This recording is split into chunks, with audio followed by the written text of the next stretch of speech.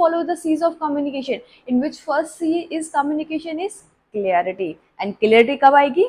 जब आपने उसको properly prepare किया होगा, मीन्स आपके जो वर्ड्स हैं वो properly grouped होंगे, तो your communication will be clear. जब आपकी वोकैब जो है वो एकदम क्या होंगी, क्लियर होंगी, तो your message will be clear. यानी क्लियरिटी कब आएगी कम्युनिकेशन में? जब हमारे वोकैब्स और हमारे सेंटेंसेस प्रॉपरली क्या होंगे, अरेंज होंगे. ओके, मैं what about the second C? Second C is completeness. Sometime we left our communication in the middle of the communication. Why? Sometimes we don't have any words, that's why we break it in the middle na. Sometimes we don't have proper feeling to express, that's why we also break the communication in the middle.